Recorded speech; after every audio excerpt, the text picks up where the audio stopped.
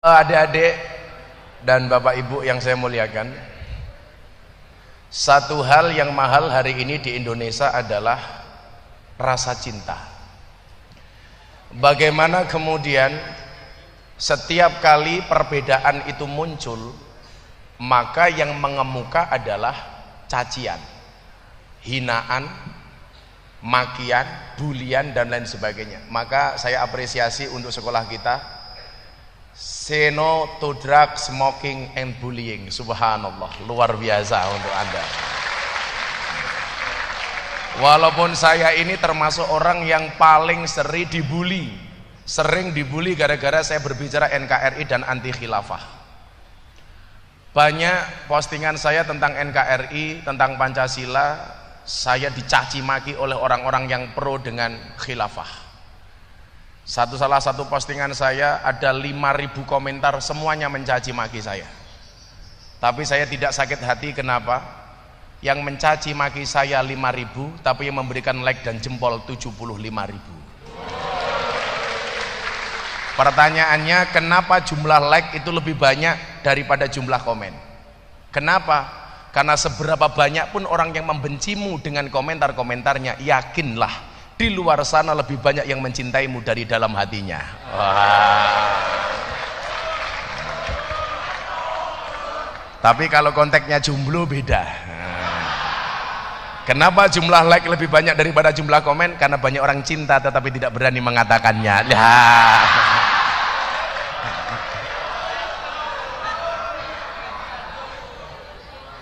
Ngono milenial ora gaul. Kalau kamu pas-pasan minder di hadapan pasarmu, kamu bilang cintaku padamu memang tidak seindah surat cinta untuk Setarla, tapi yakinlah cintaku padamu lillahi ta'ala.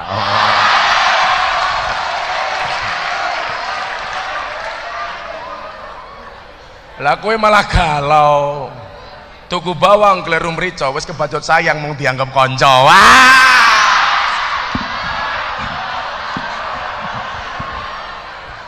Goblok.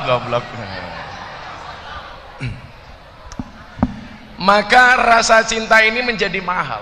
Demikian juga ketika kaitannya dengan pemimpin. Satu saat saya ditanya, sebenarnya pemimpin itu boleh nggak sih dikritik? Boleh nggak kayak Pak Ganjar itu dikritik? Boleh nggak kayak Pak Jokowi itu dikritik?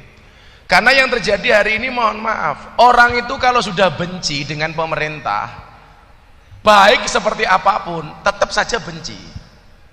Tapi sebaliknya, kalau kita itu sudah senang dengan pemerintah, seburuk apapun tetap dipuji. Kalau posisi saya sebagai orang NU, saya mengambil posisi yang wasatiyah. Karena Allah berfirman dalam Al-Baqarah, wa kadzalika ja'alnakum ummatan wasaton. Wasat itu artinya tengah. Bedakan antara wasat dengan wastun. Kalau wastun itu, kalau ini wastun, mohon maaf, kalau ini wastun, tengah, tidak tengah-tengah pas, bisa di sini, bisa di sini. Tetapi kalau wasatun itu tengah-tengahnya pas. Dan luar biasanya lagi apa? Ayat ini terletak di pertengahan surat Al-Baqarah. Al-Baqarah itu ayatnya berapa? 286. Dan wa kadzalika ja'alnakum ummatan wasaton itu terletak di ayat 143. 143 kali 2 sama dengan 286. Lah, sikap keagamaan dan sikap kenegaraan saya, kebangsaan saya, itu saya mengambil posisi di wasatun, tengah-tengah. Maka dikatakan khairul umuri awsatuha, sebaik-baik perkara adalah tengah-tengahnya. Kalau ini tidak tengah-tengah, kalau tengah-tengah itu nggak panas, nggak dingin. Kalau ini panas banget. Baru hari ini saya jadi pembicara kepanasan, ya itu. Ya maklum panitia anggarannya cekak. Nggak tahu saya subsidi dari Pemprov itu banyak apa enggak kok sampai nggak kuat nyewa kipas angin. Lah kira-kira.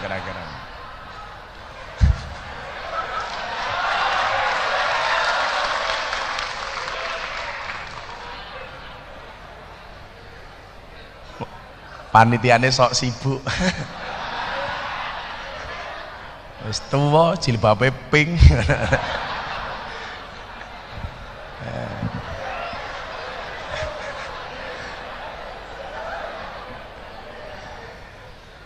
Maka coba Anda lihat hari ini orang yang benci dengan pemerintah, sebaik apapun kinerja pemerintah itu dicaci maki. Bahkan kadang-kadang caci makiannya ini berlebih-lebihan. Maka ketika saya diundang sama keluarga alumni mahasiswa UGM Kagama, yang ketuanya kebetulan juga Pak Ganjar di Jakarta, saya bilang, laju inflasi di Indonesia hari ini yang paling dahsyat itu ada dua. Yang pertama adalah inflasi mencaci, yang kedua adalah inflasi minta maaf. Lah ini, kalau lagi demo, Jokowi bunuh, gitu kan. Begitu tangkap polisi, maaf, saya khilaf. Coba kita lihat satu contoh yang kita bisa ambil di masa pemerintahan Khalifah Harun ar-Rasyid. Khalifah Harun ar-Rasyid ini khalifah yang juga sering salah seperti kita. Satu saat ada ulama ini keras mendatangi Khalifah Harun ar-Rasyid. Dia mengatakan apa? Wahai khalifah, ini nasihun lak, saya pengen menasihati Anda. Famusadidun alaika, tapi sorry, saya nggak butuh tisu, tapi saya butuh kipas angin, gitu kira-kira.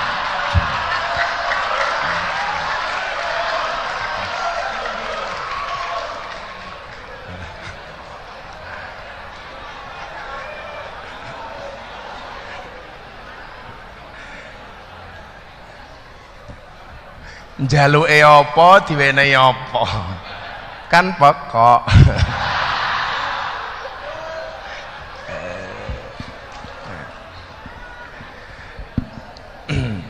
Ini nasihun lak, kata ulama ini. Famusadidun alaika, tapi mohon maaf, nasihat saya ini agak keras. Dia bilang begitu, nasihat saya kepada Anda ini agak keras loh. Famusadidun alaika. Kemudian dilanjutkan apa? Fala tajidanna fi nafsika alayya say'an, tolong Anda jangan marah sama saya. Apa jawaban Harun ar-Rasyid? Innallaha ta'ala qad arsala man huwa khairu minka. Sesungguhnya Allah pernah mengutus orang yang lebih baik daripada Anda. Siapa yang dimaksud? Harun dan Musa. Musa dan Harun. Ila man huwa syarru minni, kepada orang yang lebih jelek daripada saya. Yang dimaksud siapa? Fir'aun. Jadi Musa dan Harun itu pernah diutus oleh Allah untuk menasihati Fir'aun. Yang Fir'aun dalam Al-Quran disebutkan ana rabbukumul a'la, aku adalah Tuhanmu yang paling tinggi. Sampai hebatnya Fir'aun itu, mohon maaf dek, Fir'aun itu kalau kehujanan yang pilek bukan hidungnya tapi air hujannya. Kalau mangan sambel sing mules dudu wetenge sambele. Sama dengan Fir'aunnya Indonesia, nabrak tiang listrik, yang sakit tiang listriknya. Itu luar biasa ini. Jos pokoknya gitu loh. Tapi apa kata Allah kepada Musa dan Harun? Faqula lahu qaulan layyina. Musa, Harun, berkatalah kamu kepada Fir'aun dengan bahasa yang lembut.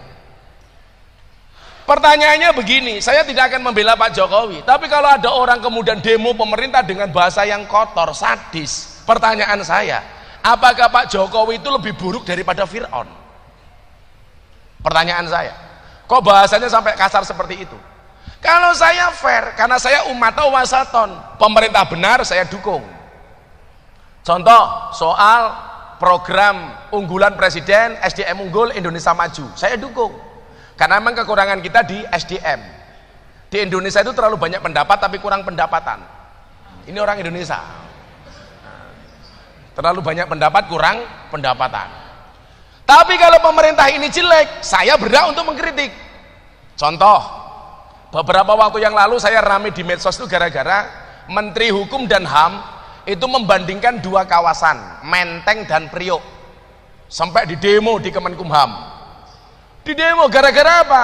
Menteng itu orangnya baik-baik, sementara Tanjung Priok karena keras maka identik dengan kriminalitas. Oh, saya marah karena saya adalah penceramah di kalangan kaum marginal, orang-orang yang bertato, yang rambutnya acak-acakan, yang telinganya ditindih, baik menggunakan mur, baut, mangkokan, pelek, sak piturute gitu loh, atau yang badannya ditato, Kayak kemarin saya di Surabaya ada preman badannya gede, perutnya gendut, perutnya ditato beduk. Luar biasa. Itu tato apa nak? Beduk kiai. Perutmu kamu tato beduk? Iya. Tutuke neng di, neng sore. Oh tak golek ra ketemu.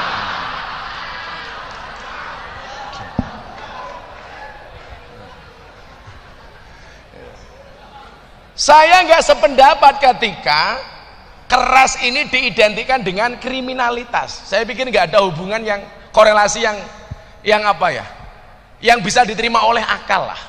Saya bilang justru kadang-kadang yang bukan kadang-kadang seringnya yang merampok uangnya negara itu bukan orang yang keras, tapi orang yang berbaju rapi, yang justru rambutnya rapi dan berdasi di ruangan AC yang dingin.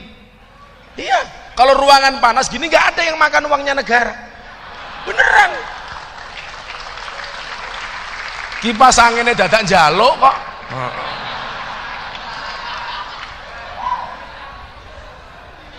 Saiki kok lemune gitu. Ora apa-apa Mas, kalau kamu dibully lemu jawaban ora apa-apa, aku lemu mergo mangan sego, daripada awakmu kuru gaweane mangan konco. Iya.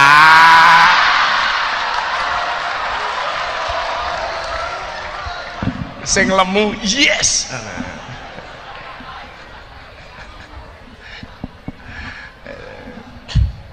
Gak ada kaitannya antara keras dengan kriminalitas. Saya sekian banyak contoh orang yang kelihatannya arogan tetapi justru dia orang baik, sementara para koruptor itu biasanya malah bajunya rapi, berdasi dan lain sebagainya. Nah, kayak kemarin saya pengajian di Kalimantan, jalannya jelek, sopirnya bilang ini yang rusak jalan ini truk-truk gandengan itu loh Kiai. Saya jawab Anda salah, yang rusak jalan itu bukan truk gandengan tapi mobil mewah. Lah kok bisa Kiai? Iya, uang yang seharusnya dipergunakan untuk membangun jalan malah dikorupsi untuk beli mobil mewah. Rungokno Pak.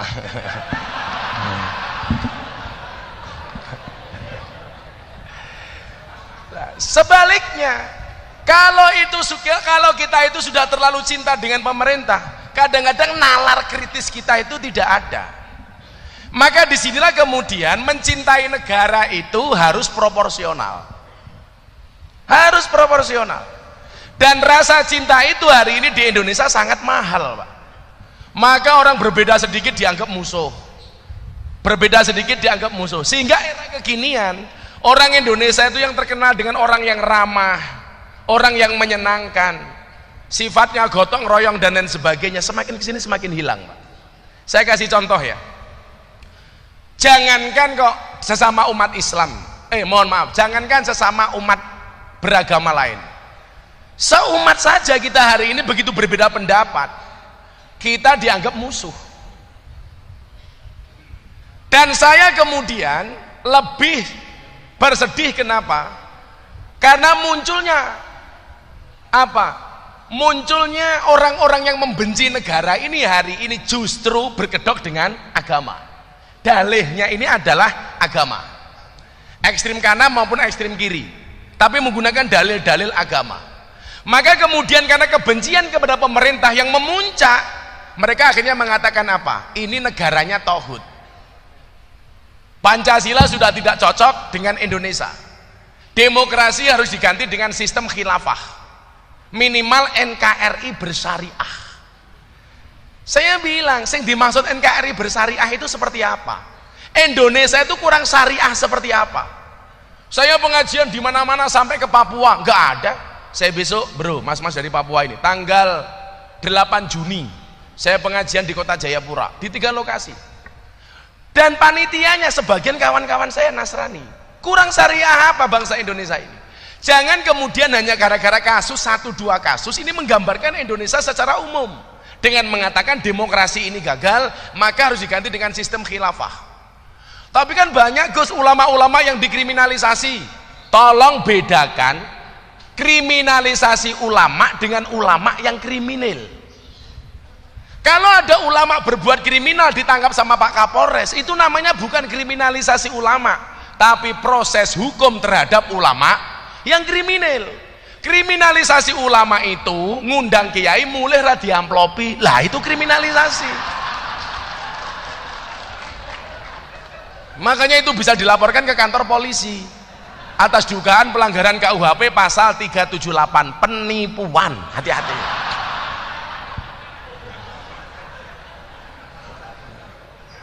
Kok diamplopi isinya cuman sedikit, pasalnya beda lagi.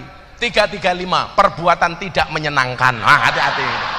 Betul Pak Jaksa ya? Betul ya.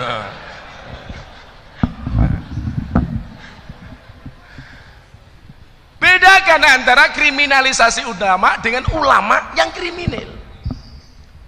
Sehingga pikiran-pikiran ini sekarang, mohon maaf, semakin kesini ini semakin menjadi-jadi, Pak. Betapa kemudian YouTube saya yang berbicara anti khilafah, saya dibully habis-habisan. Tapi saya nggak ada urusan. Kenapa? Karena organisasi saya yang saya ikuti, Nahdlatul Ulama, amanat didirikan Nahdlatul Ulama itu dengan dua amanat. Yang pertama adalah amanat keagamaan, yang kedua adalah amanat kebangsaan. Amanat keagamaan memberikan amanat kepada kita untuk menyebarluaskan faham Ahlus Sunnah wal Jamaah An-Nahdiyah dan menjaga keberlangsungannya. Kemudian yang kedua apa? Menjaga dan melestarikan, menjamin keberlangsungan negara kesatuan Republik Indonesia.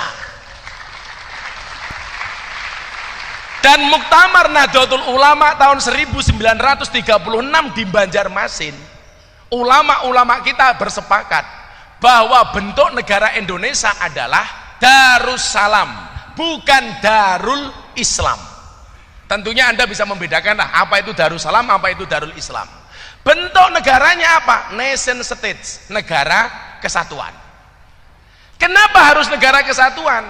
Jawabannya di sini. Inilah antiknya Indonesia dibandingkan negara-negara lain. Kita terbang ke Eropa. Eropa itu bangsanya cuma satu, Bapak Ibu, namanya Europe.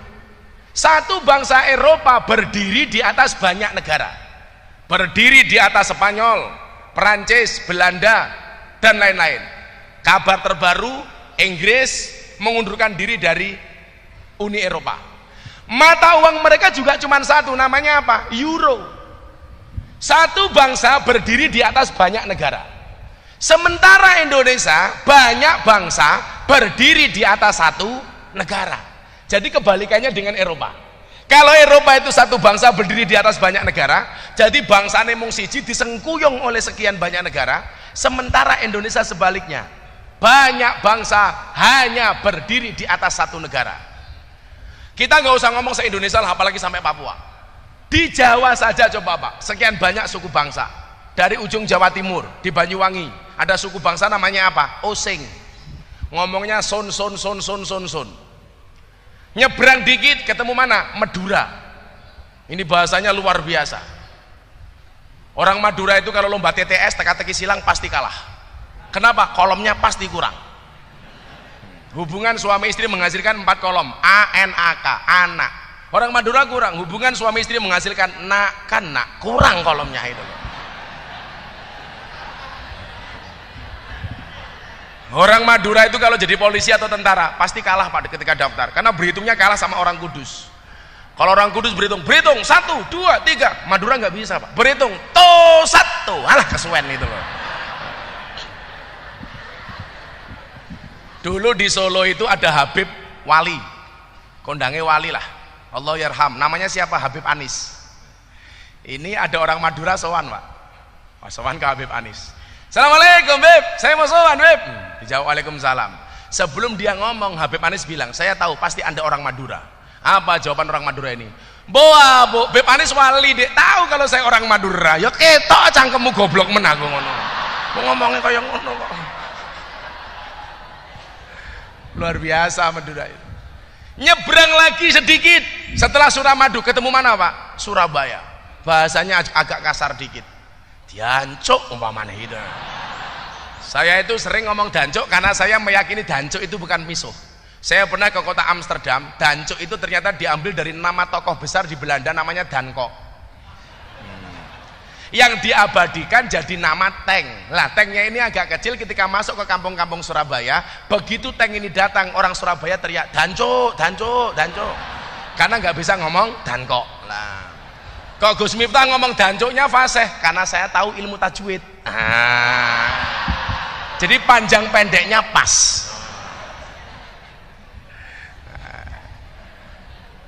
Ke barat lagi, ketemu mana? Solo, Jogja. Bahasanya halus kayak saya. Pak Mali halus ini.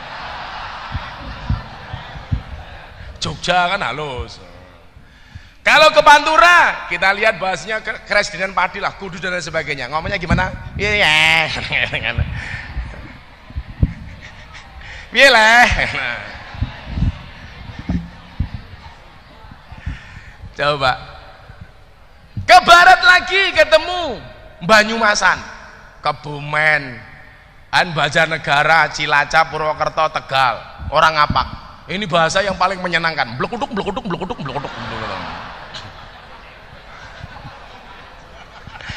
Bapak ngapak ya? Blekuduk kayak. Saya diundang pengajian pertama kali di rumahnya Ki Dalang Entus almarhum Bupati Tegal. Itu tahun 2007. Pagi-pagi saya ditawari udut ngerokok pakai bahasa ngapak. Ya Allah, orang kepenak temen bahasanya ya. Pak Kiai Kiai kisuk-kisuk ngobori cocot. Ya Allah, aku cocotnya siapa ya aku?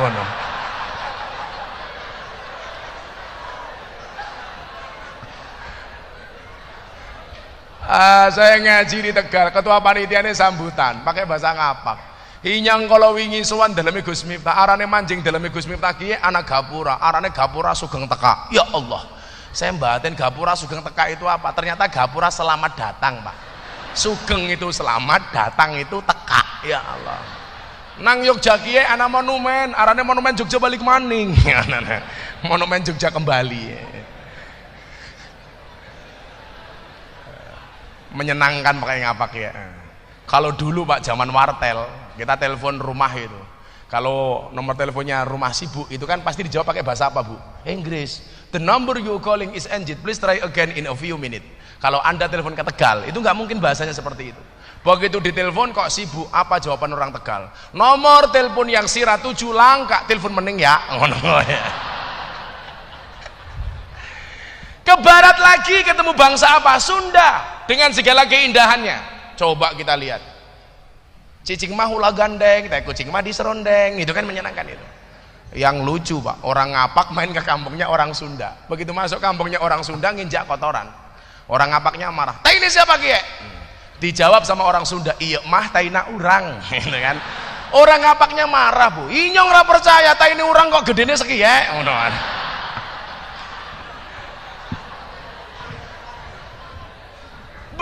Ke barat lagi ketemu mana?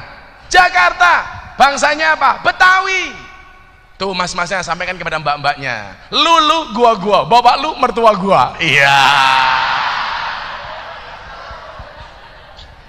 Ini baru tanah Jawa Pak, belum masuk. Saya pengen Mas Papua ke sini satu. Saya pengen tahu bahasa Papua. Bro sini bro. Ya kamu. Pinjam mic-nya Pak.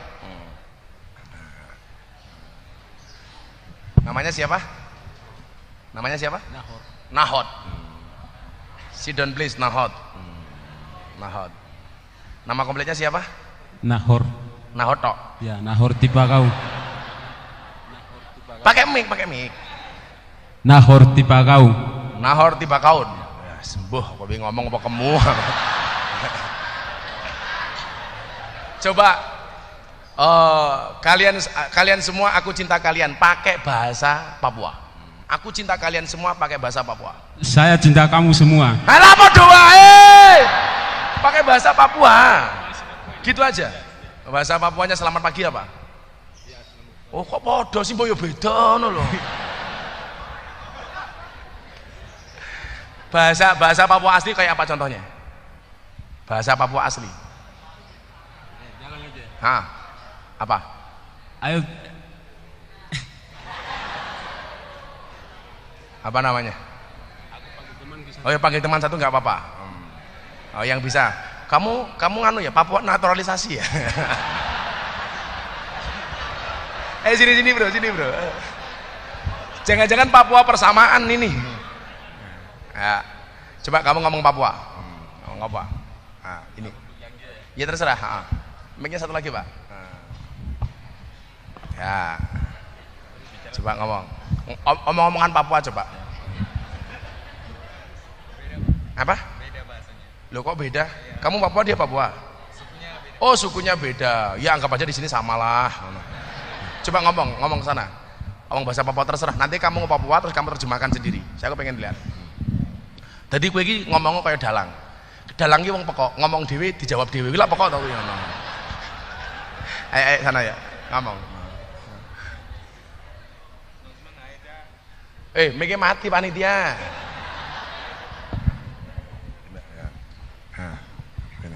Coba, udah nggak usah, udah. Terus Ngomong. Snow Naeja Aldo Yiril Raya. Itu artinya apa? Nama saya Aldo Yiril Raya. Oh, ya terus? Apakah kamu sudah makan? Gitu. Jangan war. Aku juga belum, aku takon kok.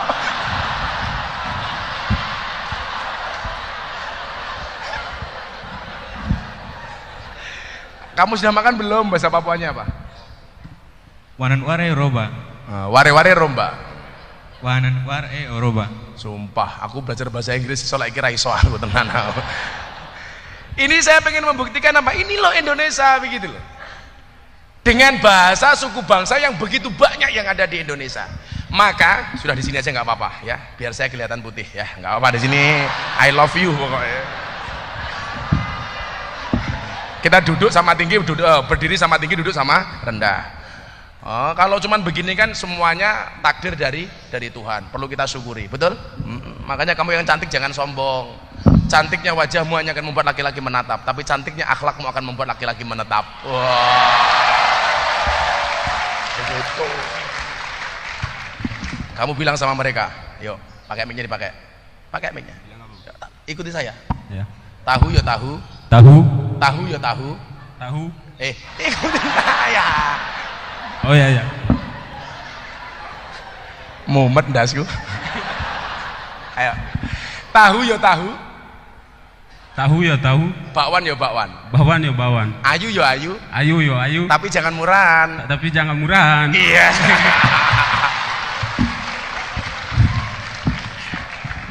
Good. Karena ini setiap kalau ketemu cewek kamu bilang begitu ya. Tadi nama kamu siapa bro? Aldo. Ya. Kalau teman saya namanya Aldiano. Saya pikir bahasa apa? Ternyata singkatan Aldiano. Alhamdulillah dia nongol. Maka karena ini sebentar lagi ya. Karena ini negara yang kesatuan. Karena berbeda-beda dari suku, bangsa dan agama. Ini baru ngomong suku loh ya. Belum ngomong agama. Maka butuh ideologi untuk mempersatukannya. Maka kemudian para pendiri bangsa founding fathers menyepakati karena negara kita ini adalah nation state, ada satu ideologi untuk mempersatukan kesemuanya. Maka kemudian muncullah Pancasila. Dan Pancasila sampai hari ini terbukti bisa menyatukan seluruh komponen anak bangsa, baik yang berbeda suku bangsa maupun agamanya. Mas Aldo agamanya apa bro? Kristen. Kamu agamanya apa? Kristen. Kita bisa duduk berdampingan seperti ini karena apa? Indonesia ini rumah besar yang di dalamnya ada 6 kamar. Ada kamar Islam, kamar Kristen, Katolik, Hindu, Buddha, Konghucu. 6 agama yang diakui oleh undang-undang. Dan semua pemeluk agama ini berhak menjalankan perintah agamanya tanpa harus mendapatkan gangguan dari pihak manapun. Bahkan undang-undang pendidikan, siswa didik berhak mendapatkan pendidikan agama sesuai dengan agamanya masing-masing, betul? Maka walaupun di SMK ini umpamanya ada satu anak yang beragama Kristen, pihak sekolah itu wajib mencarikan guru untuk yang bersangkutan, karena ini adalah amanah undang-undang. 6 kamar yang ada di rumah besar yang namanya Indonesia ini, saya meyakini kalau semua orang kembali ke kamarnya masing-masing pasti tidak akan pernah terjadi masalah. Yang jadi masalah itu adalah ketika kita kembali ke kamarnya orang lain. Ayo, apa meneh nuroni bojone tanggane, mesti masalah. Sudah kembali saja ke kamarnya masing-masing. 6 rumah ini bisa berjejer. Maka dulu zaman Butin membuat miniatur tempat ibadah di Taman Mini Indonesia Indah. Ada tempat ibadahnya orang Kristen, orang Islam. Ini jadi satu di Taman Mini Indonesia Indah. Selama kita kembali ke kamarnya masing-masing, gak akan jadi masalah. Maka saya sendiri tidak mau mengurusi intervensi terhadap agama orang lain. Ketika pertama kali saya kenal dengan Deddy Corbuzier 1,5 tahun yang lalu, sampai akhirnya dia memutuskan masuk Islam, sekalipun saya tidak pernah ngajak dia masuk Islam, Pak. Tapi kita lebih banyak berbicara tentang Pancasila dan agama. Tapi saya punya prinsip, orang non-Islam tidak membaca Al-Quranmu, orang non-Islam tidak membaca hadismu, tetapi orang non-Islam melihat akhlakmu.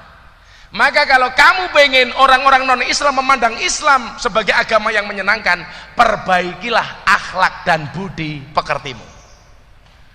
Ini rumus.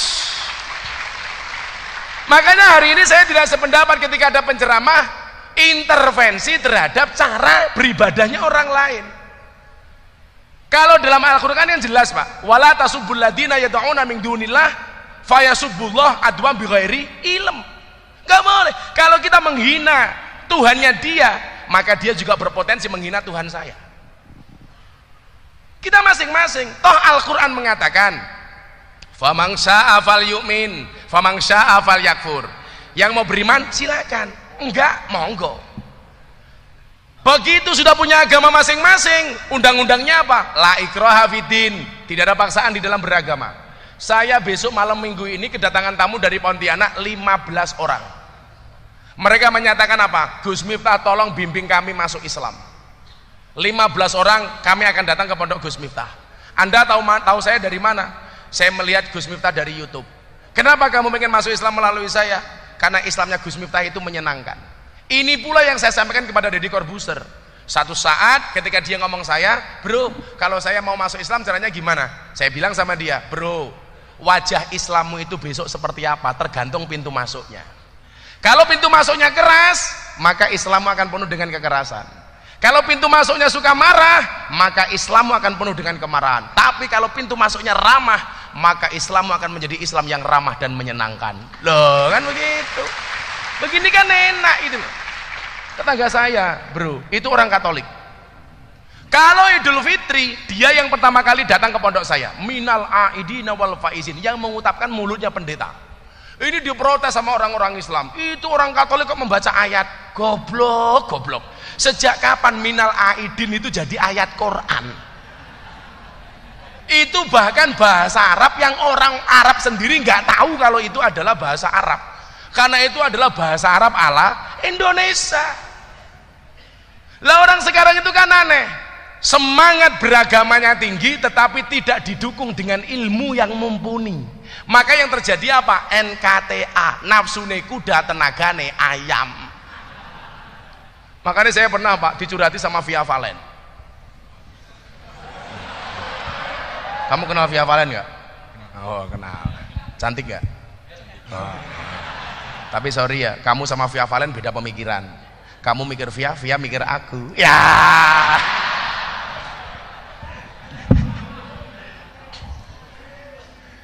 Tanya apa Via sama saya? Bah, saya mau curhat. Apa, Nduk? Saya itu kemarin menyanyikan lagu Din As-Salam di panggung dangdutan. Terus saya didemo sama orang-orang. Kenapa? Via Valen nggak pantas. Dangdutan, oh mohon maaf, solawatan kok di panggung dangdutan dengan pakaian agak seksi. Pertanyaan kamu apa? Apa benar Din As-Salam itu lagu solawat? Saya jawab salah.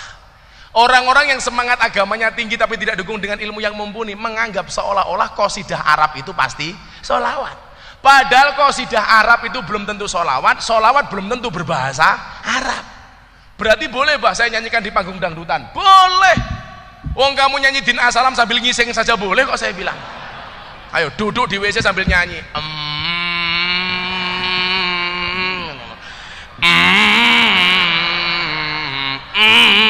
Boleh. Wong itu bukan solawat kok. Gila hadil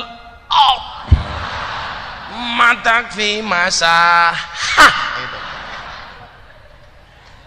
Tapi saya pesan sama mbak-mbaknya ya, ada juga sih sebenarnya bukan sholawat tapi nggak pantas di WC. Contoh lagu Man Ana, itu kan penghargaan terhadap guru-gurumu. Jangan kamu nyanyi Man Ana sambil di toilet. Nang toilet karo bengok-bengok.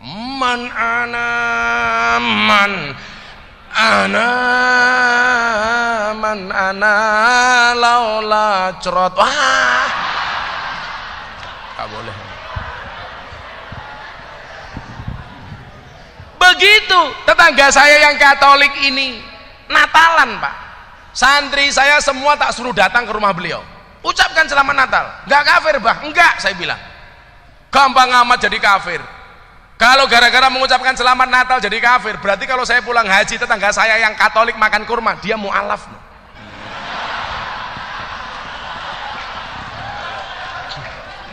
Boya yang nalar dikit gitu loh. Orang yang kafir 80 tahun membaca kalimat tahlil la ilaha illallah sekali jadi Islam kok. Masa kita tahlil tiap hari gara-gara mengucapkan selamat Natal jadi kafir? Dari mana? Saya biasa. Orang Indonesia itu aneh, haram menanam pohon cemara karena itu apa? Lambang Natal. Kamu nggak pernah dolan nado bro. Aku ngerti rong menit wis rampung rasa mau KI. Kitanya jawab. Wis ngerti aku, waktunya dialog. Menengot. Bayaran mung titik diatur-atur.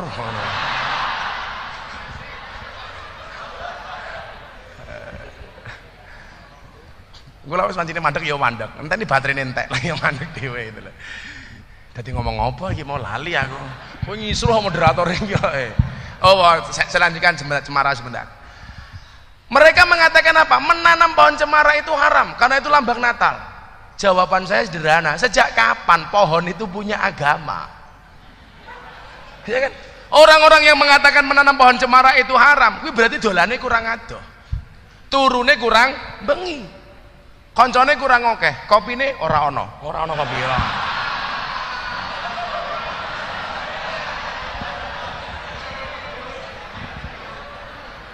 Terakhir ya, saya kasih gambaran.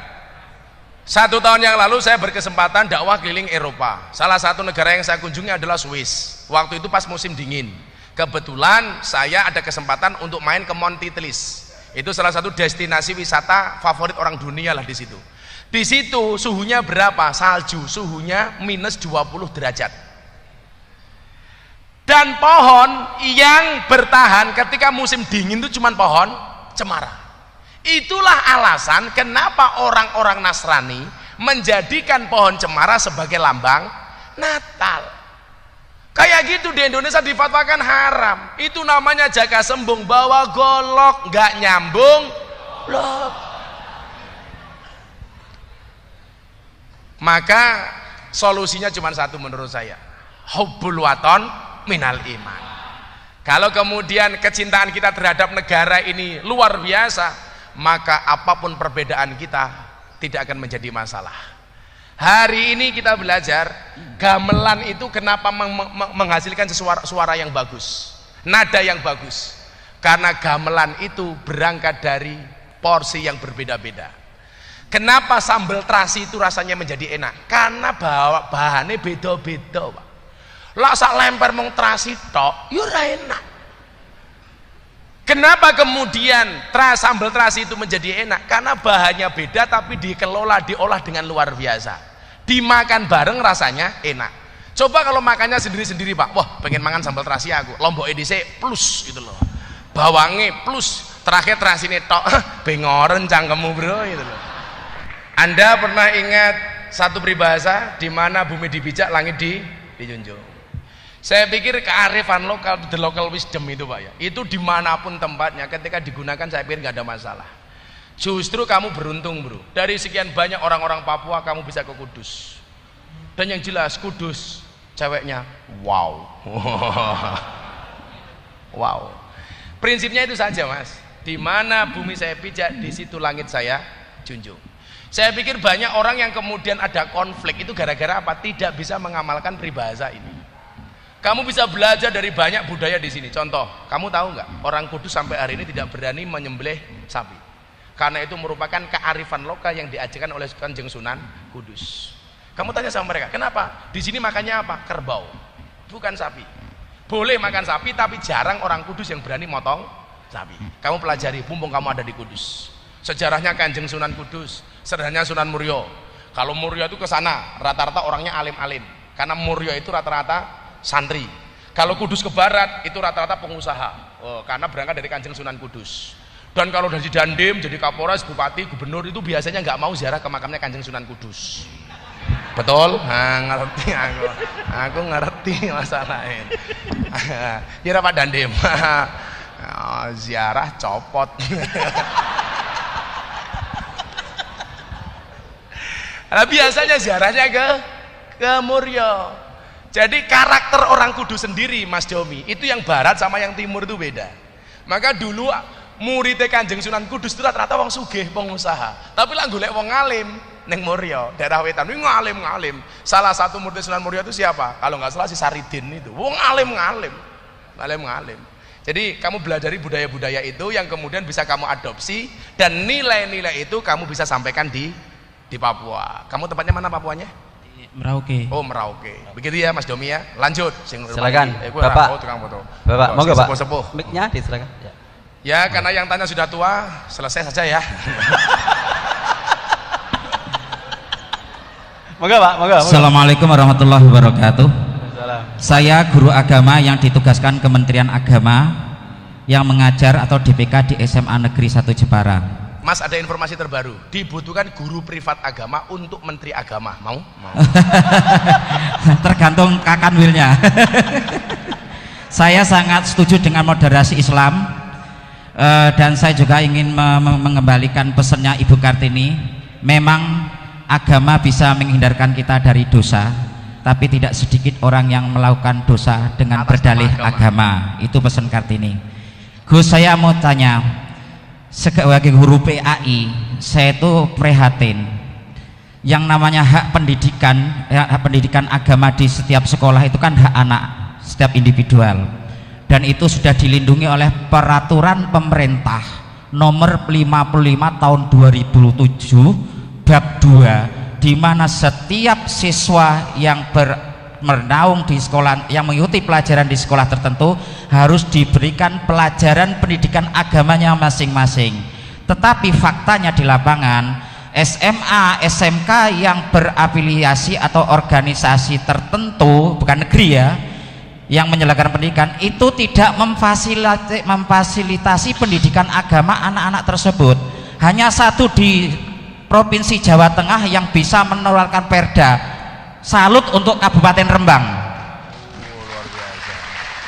Salut untuk Kabupaten Rembang. Untuk lainnya 34 kabupaten kota madya belum termasuk Jepara, saya sudah maju juga belum berhasil.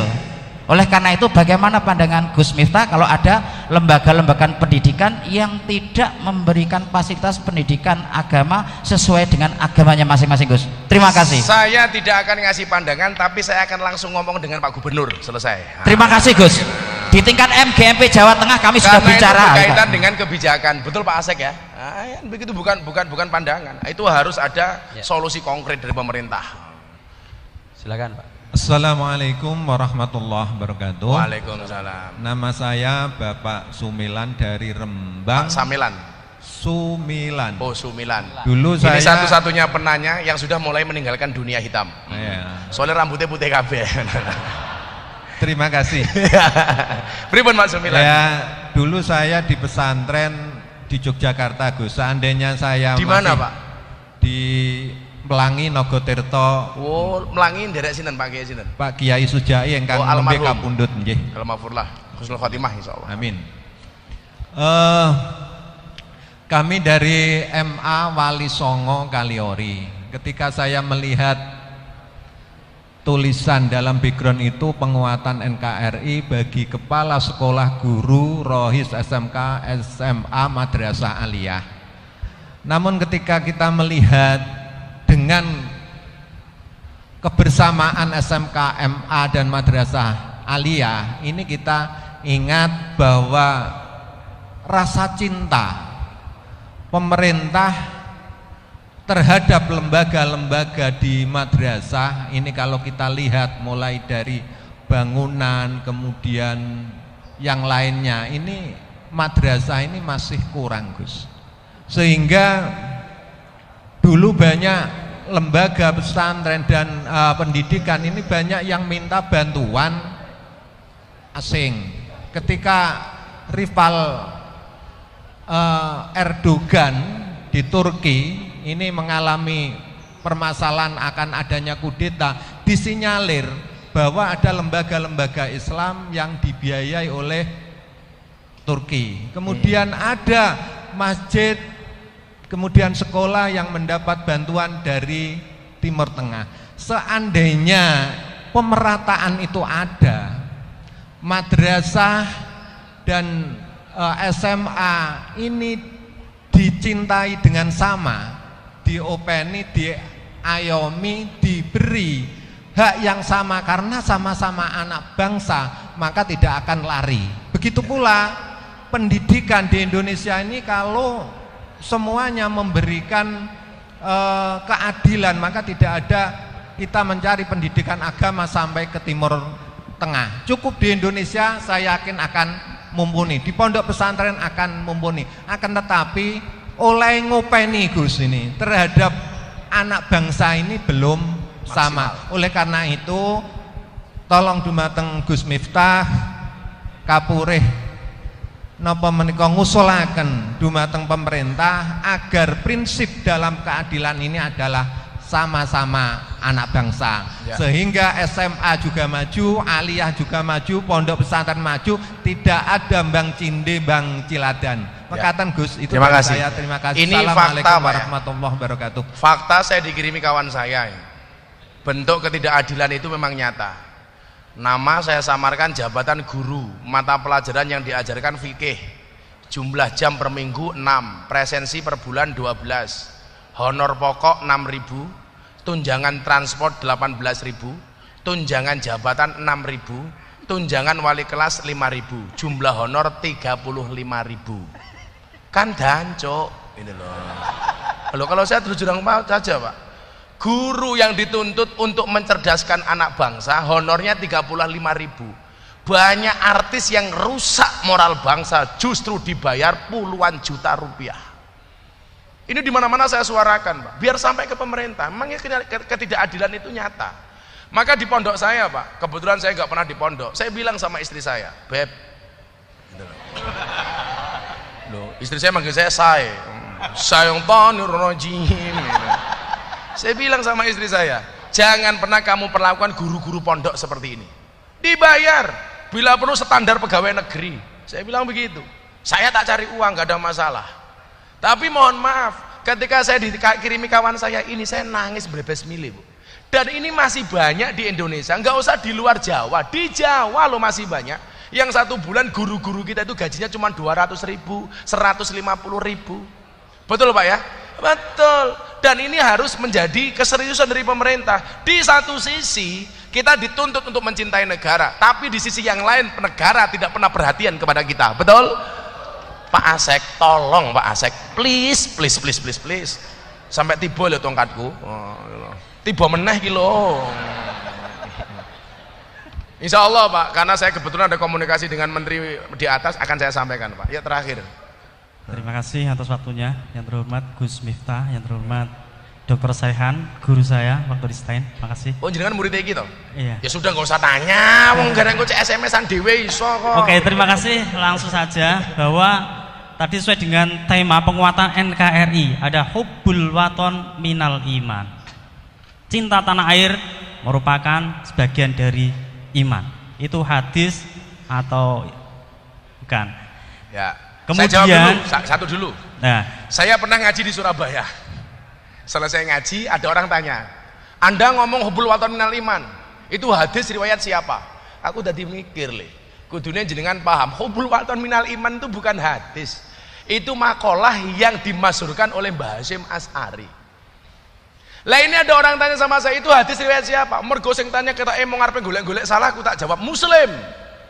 Bingung deh, kok bisa hadis riwayat Muslim? Bisa, emangnya ada hadis riwayat non Muslim? Kan nggak ada, aku yang ngono toh.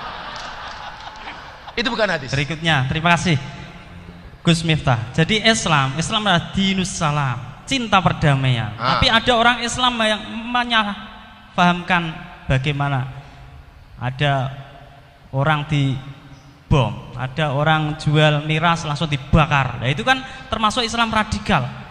Islam yang tidak cinta damai tapi malah kekerasan. Nah, padahal Islam di sana ada radikal, itu dilarang. Kemudian wasat tadi yang sampaikan Gus Miftah, ya, itu adalah moderat, dan Islam liberal, dan itu juga enggak pas. Nah, kemudian Islam pembagiannya ada Islam abangan, Islam KTP, ada Islam santri, dan Islam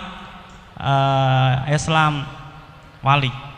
Nah, yang saya tanyakan, ini kita hidup di negara Kesatuan Republik Indonesia, kita mayoritas Islam, tapi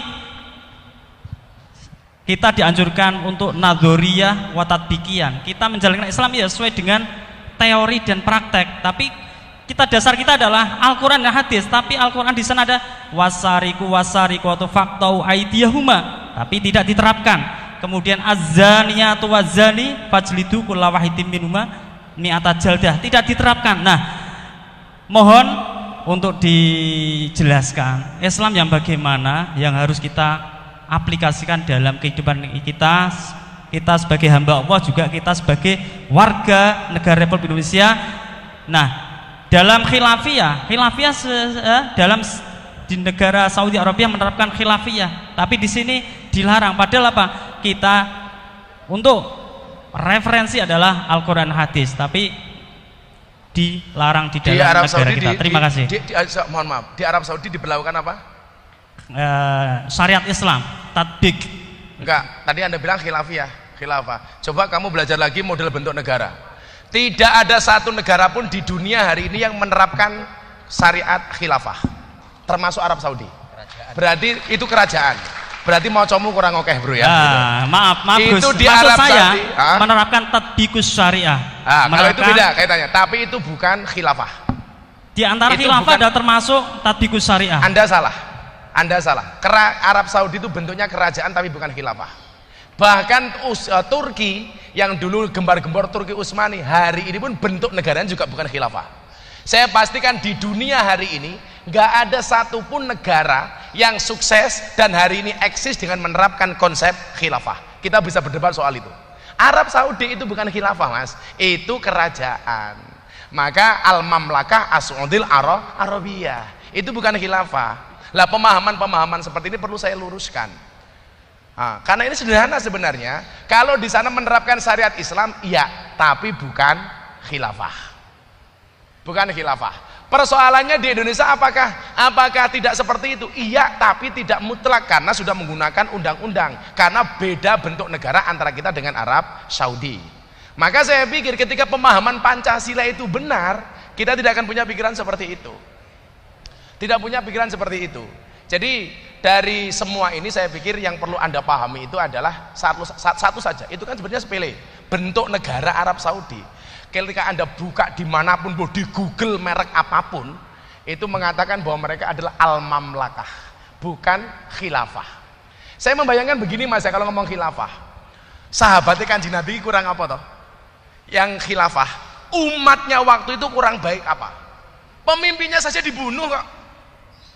Ayo, sekarang saya mau tanya, adakah orang di Indonesia sekarang yang lebih hebat daripada Utsman bin Affan?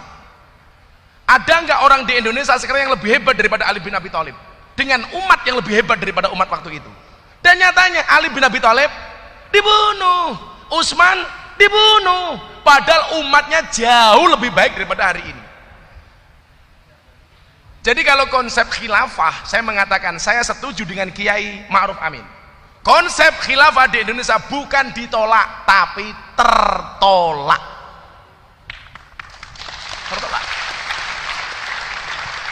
Kalau kita mau mengamalkan syariat Islam, gak usah menuntut sebagai warga negara, tetapi sebagai seorang muslim yang baik. Maka ada kategori takwa, imtisalu awamirillah wajtinabu nawahi. Yang kita lakukan amar ma'ruf nahi mungkar. Tapi kebanyakan di antara kita bukan amar ma'ruf nahi mungkar, tapi amar ma'ruf nyambi mungkar.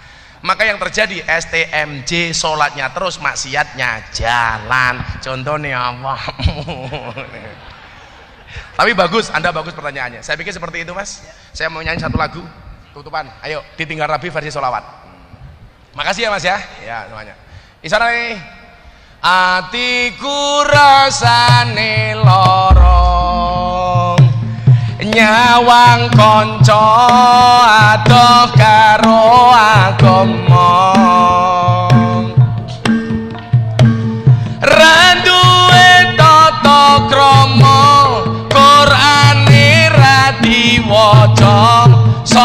ate yo ditinggalno.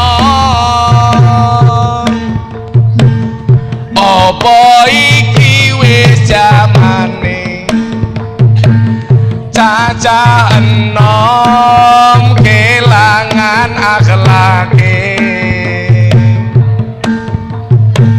Wong tuwa diseneni, guru yo dikepuki, ayo rene gendang ngaji sholawat ya Rabbi bil Mustafa balik maqasidana waghfir lana ma madha ya wasi'al huwal habibul ladzi turja syafa'atuhu likulli haulin minal ahwali muqtar. Sekali lagi mumpung hari Jumat, bareng-bareng yang keras.